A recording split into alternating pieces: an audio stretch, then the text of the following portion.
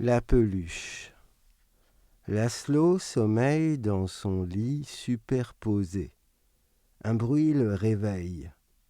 Une respiration un peu trop insistante. Laszlo a une oreille très sensible. Le petit garçon de 6 ans interpelle sa peluche qui se trouve à l'étage inférieur. « Oh, tu fais trop de bruit !» lui dit-il. Puis il met sa tête sous son oreiller. Il ferme les yeux. Il se tourne sur le côté, sur le dos, sur le ventre. Laszlo ouvre les yeux.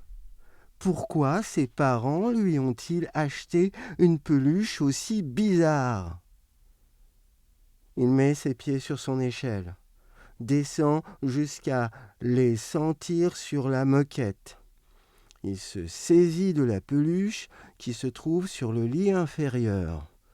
Il la rapproche de son visage, la fixe et fronce les sourcils. Il se maintient en équilibre sur l'échelle. La peluche ne pèse plus rien. Il la porte comme s'il s'agissait d'une noyée terrifiée. Avec ses petits bras musclés par la pratique de la lutte, il la transporte avec une habileté satisfaisante. Laszlo laisse choir la peluche devant la porte. Il l'ouvre. Elle se cogne contre la tête de la peluche. « Oh, tais-toi, tu m'empêches de dormir !» dit-il en chuchotant. Laszlo respire doucement.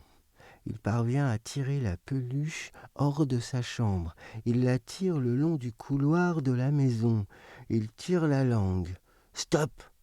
pense-t-il, en regardant la porte d'entrée, puis la peluche.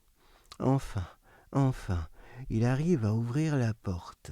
Il a bien enchaîné ses gestes. Il dépose la peluche à ses pieds. Le bruit grossier des gongs s'échappe. La nuit est comme du coton qui l'entoure. Il s'y appuie pour accomplir sa résolution. Le couloir de l'extérieur de l'appartement est comme une grotte. Aucune lumière ne la traverse. Il traîne la peluche tout en jetant des coups d'œil derrière lui. La porte d'entrée menace d'un moment à l'autre de se refermer. Il laisse tomber la peluche au milieu du couloir. Il court vers la porte qui bouge. Le son de la fermeture résonne dans le couloir. Laszlo est collé dos à la porte. À l'intérieur de la maison, la lumière de la baie vitrée de la salle à manger l'attire. Laszlo approche. Il colle son nez sur la surface froide. Il s'habitue à la température. 2 déclics s'enchaînent harmonieusement. Elle lui inspire des notes. Elle ressemble à celles qu'il tire de son violon. Il se remémore la musique qu'il a composée ce matin. Dans le silence de la nuit, pieds nus sur le sol du balcon, Laszlo avance, attiré par la lune. Il lève la tête, au-dessus de lui dansent des sillons d'étoiles. C'est comme s'ils étaient en contact avec ses doigts alors qu'il glisse sur son violon. Un pas après l'autre, il parcourt le balcon.